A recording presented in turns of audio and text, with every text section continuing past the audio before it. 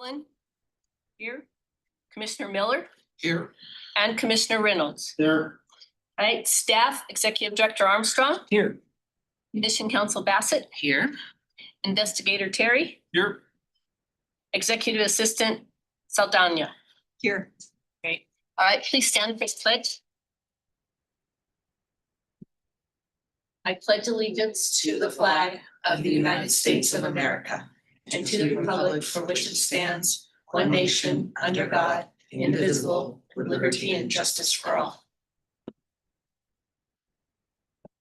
Next item, public comment.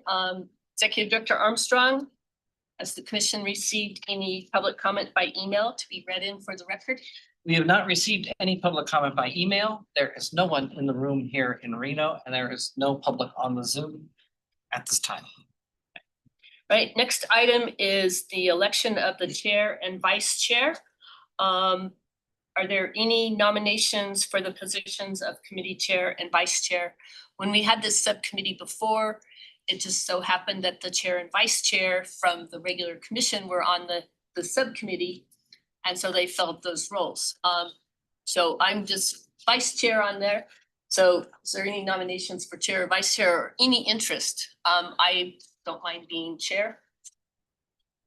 Happy to serve as vice chair. Okay.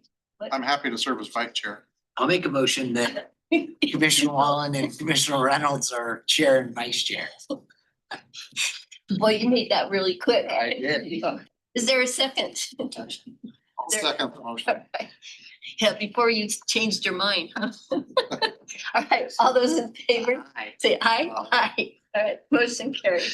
All right, well, thank you very much. I appreciate you guys' confidence in me to serve. Appreciate it. And I look forward to serving with you as Vice Chair Reynolds as well.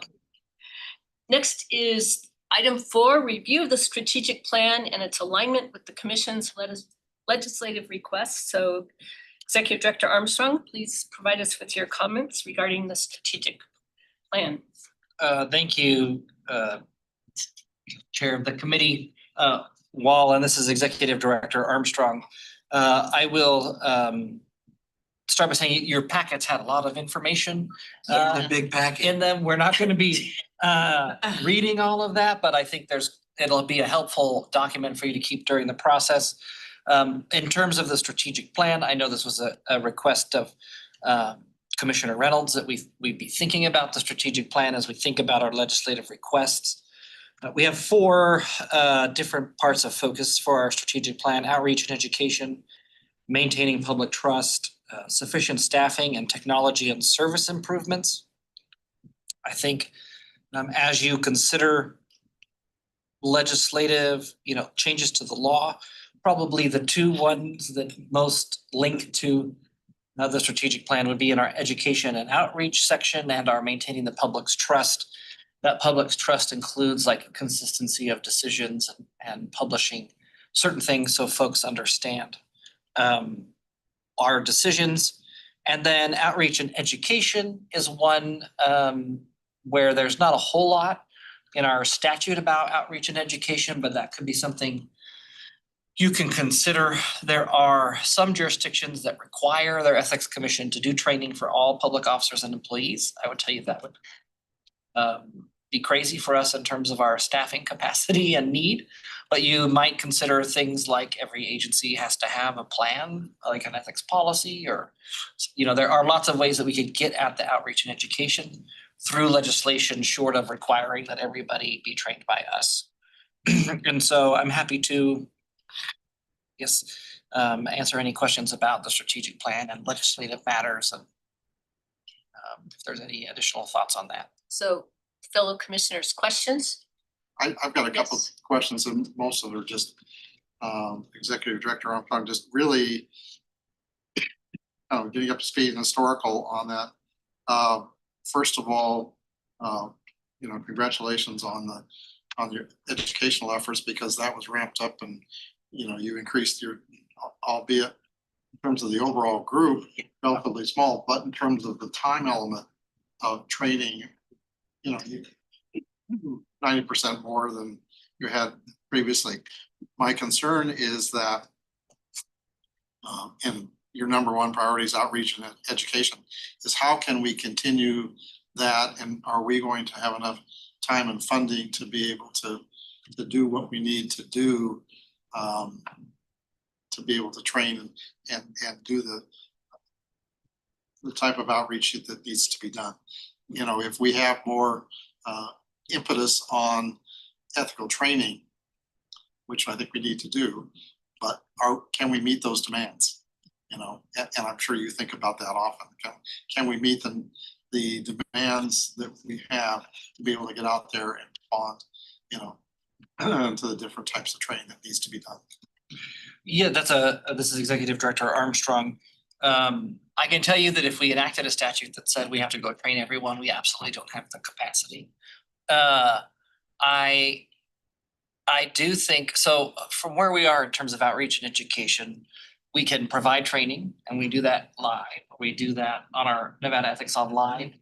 I think where it's not quite low hanging fruit because it takes some coordination, where we've seen a way to train a lot more people without our resources being tapped is, for example, we have an agreement with Clark County.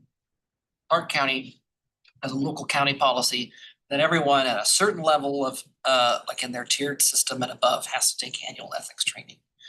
They used to have our 1 hour YouTube video on their internal training thing, and people would watch that and they would count that as their ethics training.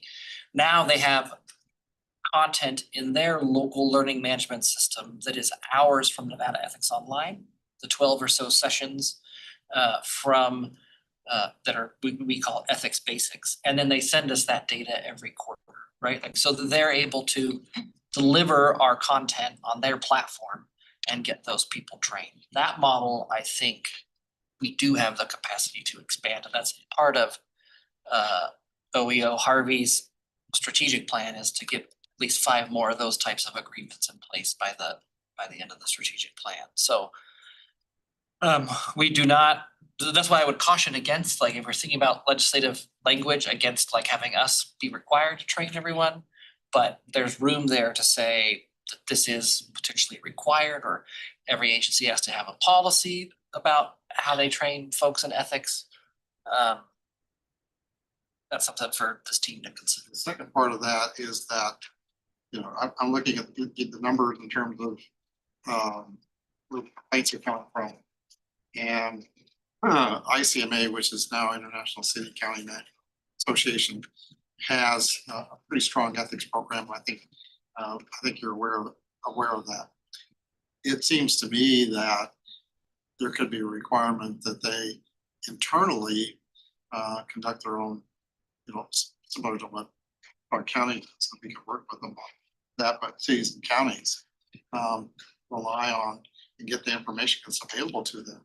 And if you're members of that, I think it's either free or very low cost to get their ethics program that they have. It's very comprehensive. So, you know, that may be something, because I'm seeing the number of cases that we do get in that area from not only elected, but from public officials within those areas that need additional training. So that's something that probably needs to be discussed and how that can be brought about. But that would be a good resource. And I agree with you. We don't have the capacity to train everybody. But there should be some impetus by the cities and counties to train their own people.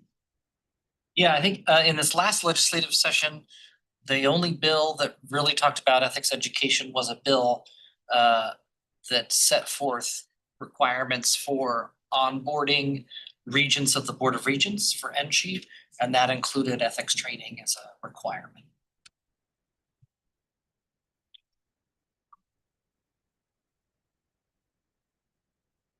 So,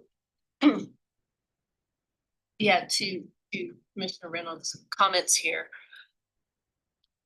You know, if you come to the state, you have to take a sexual harassment class, and you have other classes that you have to take. I mean, I think as our online learning system gets going, that might be something then that, you know, you have to take this segment of the online learning class, just like you take a sexual harassment class. And then it wouldn't be burdensome to us and to start. And then, and granted, we can't train everybody, but in ethics, it's the tone at the top. So, maybe think about getting training for those at the higher level, like they are doing in Clark County and stuff, just to, to get that culture going in there. Because I think if the tone at the top is right, then it permeates down. Yeah. Let's see, other things. What is the charter for our legislative committee? Do you have a charter statement, like our focus? No, I would have to look back at the language when we discussed setting it out. But and what I would maybe say, Chair, is that you just maybe call 4, 5, and 6 together. Yeah. So that we're on those 3 items. But essentially, our time frame is that by next spring, March or April, if our commission wants to submit a bill draft request to the governor's office for their consideration to move forward, we need to have the language and concept done by that time. So last interim, we did not have an interim committee, and the commission elected to not put forth any proposals. The session before that, what this committee did was say, this is the direction we want to go. We got the language in place that we wanted to propose. It then presented that to the full commission for their approval, for me to be able to submit to the governor for their review. So at the end of the work document, the proposed work plan, you'll see some options, right? This committee could say, based on all the exploration we do, we don't want to go forward with anything. You could say we want to go forward with one focused change. You could say we want to go forward with a big omnibus bill. So really, this committee is just to take the time to explore all our options for changes to our statute that we might propose during the next session. Yeah. It's always dangerous, Ross, as you know, taking a bill to the legislature that's comprehensive, because it could get sliced up and other things put into it. Yeah, I think. Yeah, and I will talk Why about don't you, if you want the to. legislative ahead. history. Yeah, So there should be a combine PowerPoint in your materials that I kind of just repurposed from a previous presentation. But if you go to page 12 of that PowerPoint, you'll see an overview of legislative history from where we were. There's like an arc towards more enforcement, but the real kind of helpful recent history stuff is on page 13 and 14 of that PowerPoint. You'll see what happened in the 2021 session and what happened in the 2023 session. So in the 2021 session, we had AB 65. I would call it an omnibus bill, like 90 something pages long, and had changes to procedure, changes to substance. There were, enhancements to the confidentiality protections, allowing more people to get confidentiality protections. There was the addition of, if you do unwarranted harm against someone, that's an ethics violation. And so that had its hearing. The legislature amended it. The legislature amended it to, it was like a 10 p.m. hearing, I recall. They amended it to completely exempt themselves from the commission's jurisdiction in its entirety, and established 3 separate ethics committees within the legislative branch to hear their matters and set up a whole system for themselves. That bill got legislative approval. It passed both houses. Actually passed by a supermajority in both houses, so bipartisan support. And Governor Sisolak vetoed the bill. In Governor Sisolak's message about the bill, he said he supported the ethics changes that were in AB 65, but he had concerns with the amendment, primarily the fiscal cost of creating these new 3 legislative committees, that had not been really thought out, and that if they're going to, have legislative ethics, they need to have that fully thought out.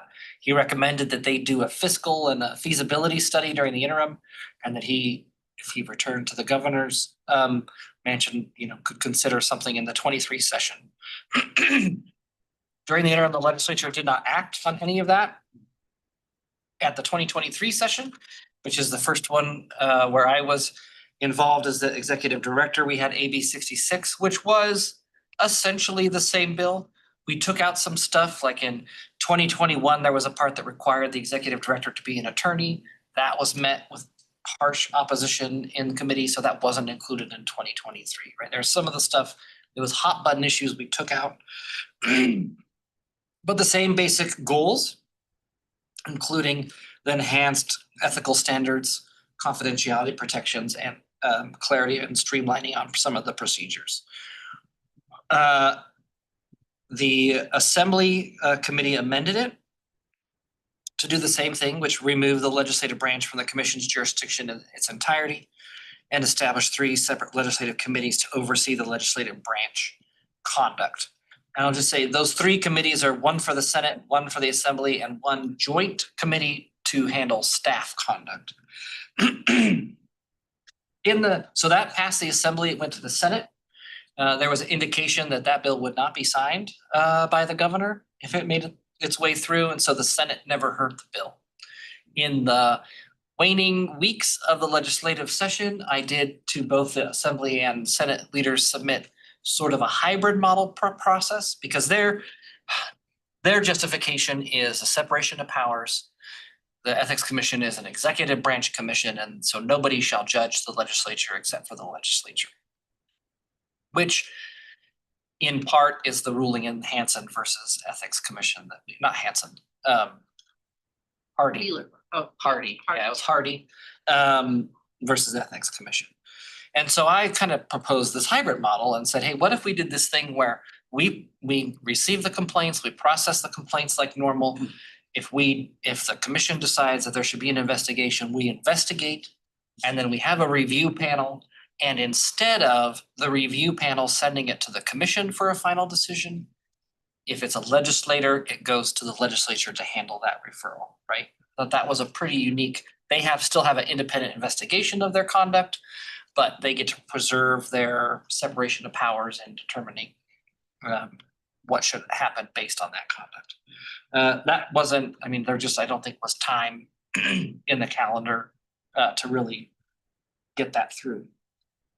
And so that bill never got a hearing in the Senate and it died. The only change to the ethics law in 2023 was a bill to exempt a senator's spouse from the cooling off provisions of the ethics law. That was the only change that occurred in the law for ethics. So that is what occurred the last 2 sessions. This last session, we said, let's take a pass and see if anybody else has good ethics ideas, and we'll support the good ones and fight the bad ones. And as I said, like the only one that really affected ethics was having the NSHE Board of Regents as ethics as a topic for their statutorily required onboarding plan. There are some other items. One of the things that came up in 2021 is there's always this push to have like confidentiality. So there's some bills, and we had some concerns in 2021 that it could be read to undermine the disclosure and abstention requirements. And so that same sponsor had some confidentiality ones this year and made sure that she put in the same language we put in 2021 that said, despite these new confidentiality protections for people in general about their personal information, it doesn't exempt them from having to comply with disclosure abstention. So that is now kind of in the process whenever they talk about confidentiality, to have that language in there that if you have a confidentiality provision about your membership association or something like that, it doesn't exempt you from the disclosure and abstention requirements.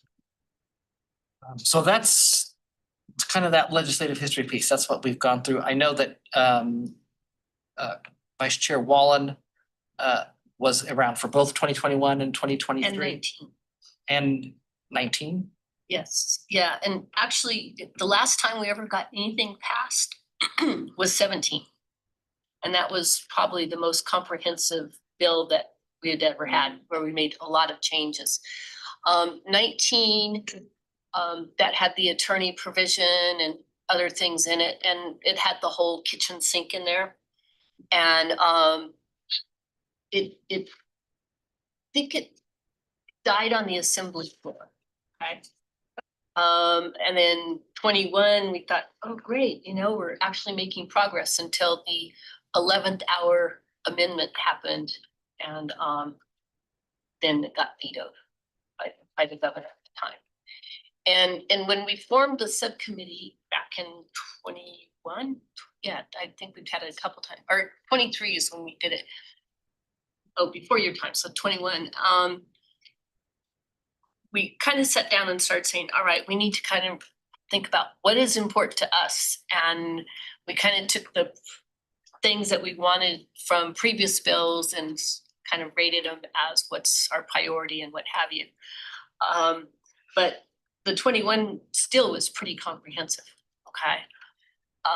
And like Ross said, 23, really nothing had changed on that and stuff. And so Commissioner Reynolds, like you said, when you have this huge comprehensive bill, tends to die, you know, so. Yeah, anything that, well, I guess my advice is to stay within the sphere we're in right now and not get into legislative issues. Now that can happen to you because they can put that in there later on, but I think that if you can just deal with some of those issues that are more prevalent to the operation as we stand currently, I think you're gonna be better off trying to get anything through. My concern is that as you know, the history, Ross, over the last 50 years, what's happened is, you know, where the legislature was in, then they're out, and then they want to come back in on a limited basis, and so, you know, I think that you can, it can have a dramatic effect on where we are as a body by being too comprehensive and trying to include too many things. So I guess my feeling would be to keep it narrow and only those things that are, you know, essentially improve the operation of the existing commission the way it stands currently. So instead of spreading our wings, going out, trying to incorporate too much. Yeah, I will say that the speaker mentioned when they moved to pass and amend our bill in 2023 said that if it didn't have the amendment about the legislature, it would have not passed the committee.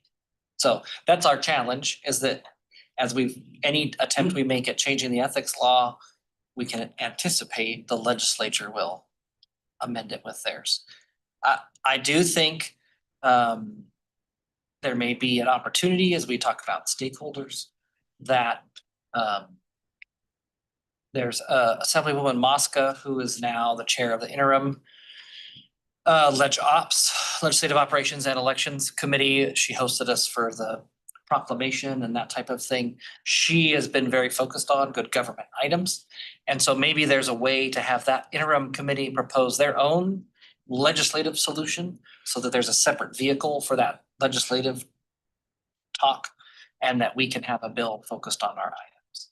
I will say that a lot of the things we try to do procedurally through the bill in 2021 and 2023,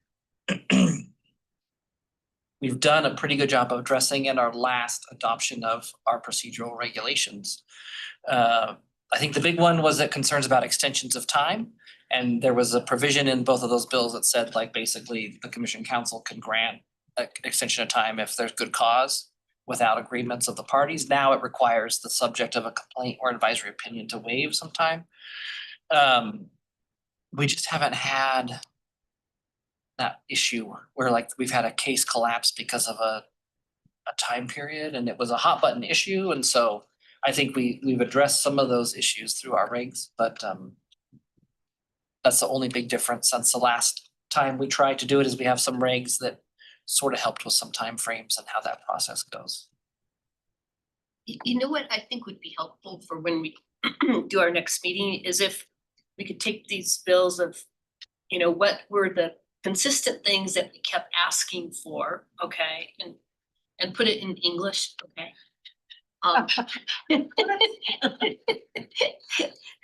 It's easier to study that way. You know, what are some consistent things that we continually would ask for? So we all have an idea of, okay, we've been asking for this, is it really important? You know, and you can, you know, comment as to, we really don't need this. This isn't going to change anything in public trust or consistency or education outreach. I think we should, as we go forward, what are things that we have there to improve the public trust and consistency in education? And then I think also in there, so if we have things that we've been asking for, kind of eliminate them. And then I think, are there things that you have noticed since you've been here and Commission Council, since you've been here as Commission Council, things that could help make the commission more efficient in your operations? I think those are things that we should focus on. Yeah, I really do. And our stakeholders, I know that's your next item here, but you talked about, the legislative commission or committee to see if maybe get them to do their own bill, and something like you talked about, to have it. We investigate, then review panel, then it goes to the legislative body that will decide on it, And maybe they might like that and maybe they could use that for some of the cases they have that they haven't been able to get to for many years, So I think that might be one other thing. And stakeholders, my fellow commissioners, who do you think our stakeholders are that we should be thinking about as we pull our bills together? I'll say always on my list is NACO, the Nevada Association of Counties, and the League of Cities. They're always on my list. We keep good conversations with them, and then obviously the interim ledge ops. That's where I always start when I think of stakeholders. Okay. I think that's important. I'm concerned about, and maybe go through and talk to some legislative leaders. You can do that between now and time during the interim and see, what their feelings are. But the other thing if what I read in the news and different articles about a lot of senior legislators that are not going to be there, that have been, for years, and so the landscape's going to change, and that could have a dramatic impact on this. So we may want to look at that too. Well, if we do go forward and have a bill and the landscape of the legislature changes such that we can always just say, you know what, never mind. We can always pull it. And I think the important thing is like the critical deadline for us is that March. They said it last week, is like BDR concepts are due to the governor's office by March. March, okay. So we can start with one budget concept and it can adjust during that summer if the landscape changes dramatically, but having an initial proposal in March for his team to look at and decide if they're going to support it going forward, then that would be, that's our time frame. Okay. And they fully supported our proposal in 2023. Even with, that was like a transition year with governors, and they find that. Because you have that pathway for a bill, but you also have that interim legislative operations committee gets, 5 or 7 bills that they can carry on behalf of folks. And those usually have a pretty good shot. So you may decide, hey, let's carry this as our own bill, and let's see if we can convince the legislature to carry, maybe that committee wants to do a big push on like contracting and retiring employees, or they want to do a big push on, a particular topic. They may be able to champion that one cause, and then we have our other cause through a different Possibility. Yeah, I think that, and or other stakeholders, for the general public, I think they kind of get rolled up into our instilling the trust in government that, we have consistent decisions, and that leads to that trust, you know, and that we do something, we don't just give a pass to people. And I think in the work plan, the proposed work plan, I gave Liz some homework for the next meeting. That included like a legal presentation of like any court rulings that have happened. Arguments we get from counsel in particular items. I think those can, so we can also add. Public inquiries, like what do people complain about that we That can't would be- handle, That would be helpful, you know? plus what I asked you to do, that would be good. I think the other thing I would make sure that is on this subcommittee's radar, and I'll try to keep track of it a bit, is there's a task force. And I'm not necessarily like hungry for a bunch more work, especially without the resources. But there was a bill to create a public records ombudsman. And that bill, like many bills with a fiscal note, did not go far, but they set up a task force to explore that. There are a handful of other ethics commissions across the country and up in Canada where that ethics commission provides that role. Where instead, currently under Nevada law, if somebody has a dispute with the agency, they have to file a court case in order to get action and resolution of a public records request. There are some entities where that is a function of an ethics commission, where they have some power to review what wasn't provided and see if there's actually withholding. That would be a big task. We couldn't do it with our current staff, but I'll keep an eye on that. And it was not originally designed to be housed within us in that bill last time. I forget if it was the AG's office or the Department of Administration where they were going to house that particular function, but that is something that I will keep an eye on as that task force meets and gears up. There's no way we could do it. No, I do think it's an important public policy issue. I will tell you that in looking at things for motions and in doing some of our investigations, there are many agencies who I think perform those public records functions in good faith and try the best they can to be responsive. And there are a couple who are really undermining the purpose of that.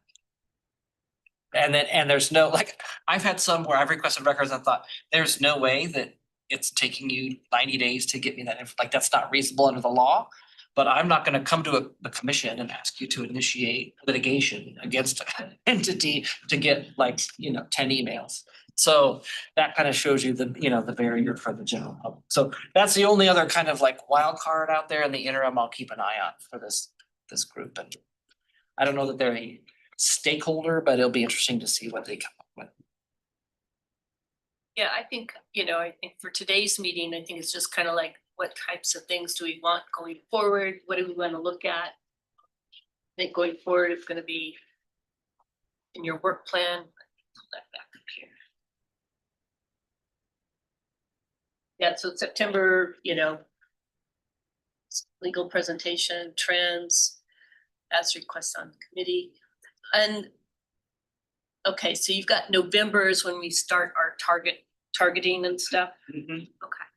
So so September, I think we could, if you have that information for us, like I said, of common things going on in previous bills. So we can talk about that. And then just so we can get some idea of it, could you also, so you've got trends across the country on ethics law. Can you tell us how many states require ethics training or it's in the bill? Because I just kind of be curious and, how extensive is it,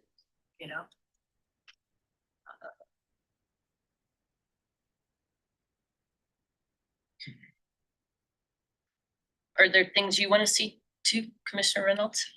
Well, I'm happy to look at through ICMA, so have contacts with them and see what trends they're seeing and what their recommendations are on a governmental level. Great. And Mr. Miller.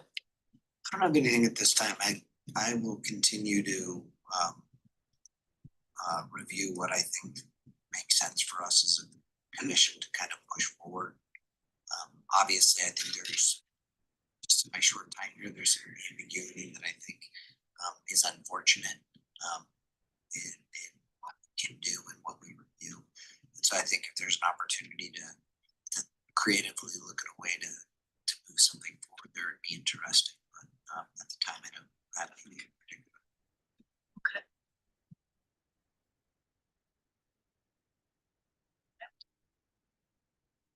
Yeah, I think next month would be good to just kind of start, so we can start thinking about things that, you know, we hold near and dear to us, I mean, that we'd like to see, and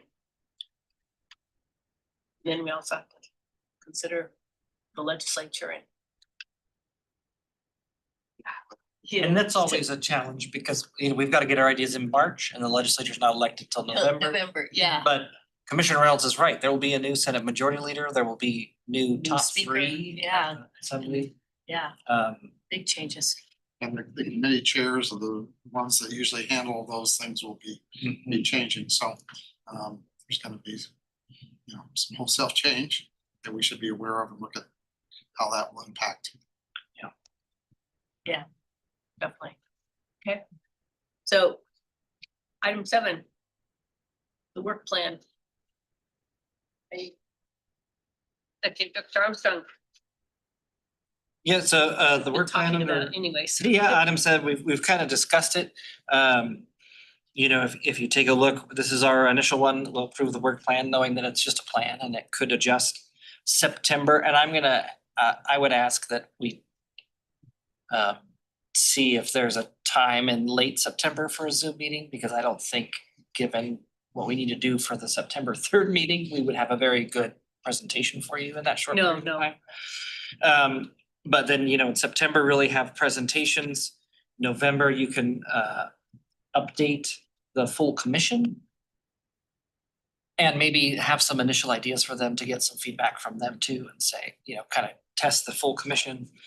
And then you'd have a committee meeting as well, and you'd select target areas, and Liz and I would go draft between November and December.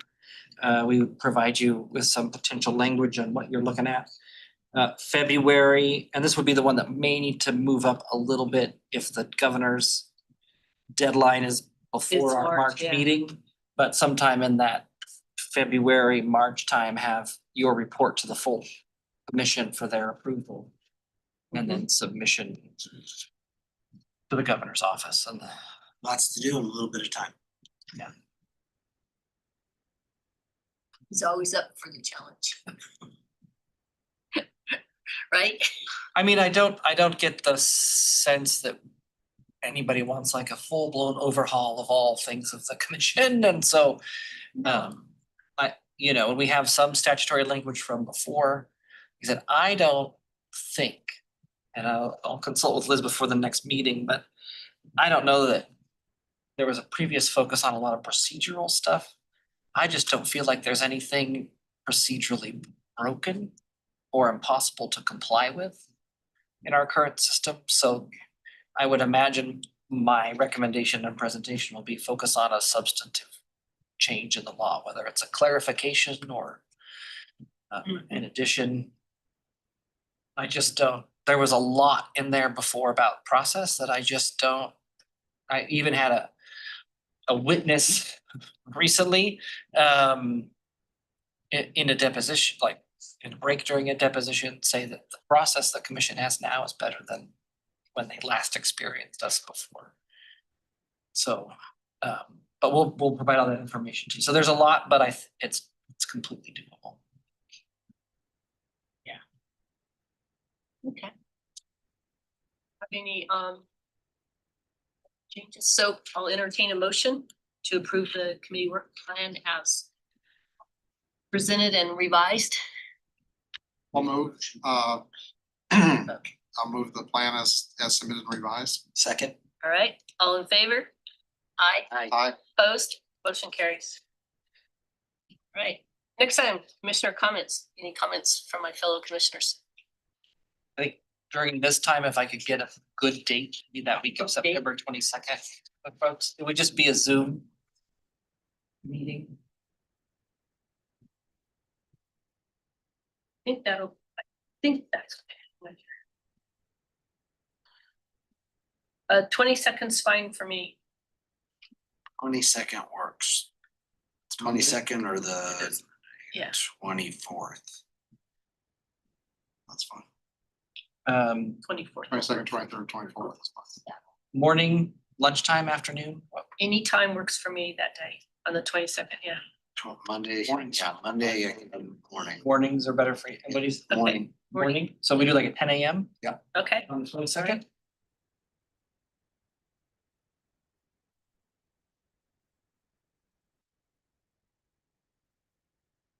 not all day. Okay. Right, so we're set for September, that'll be good. Okay. All right, now. Any other comments from commissioners? Hearing none, all right. Executive Director Armstrong, has the commission received any public comment to be read into the record?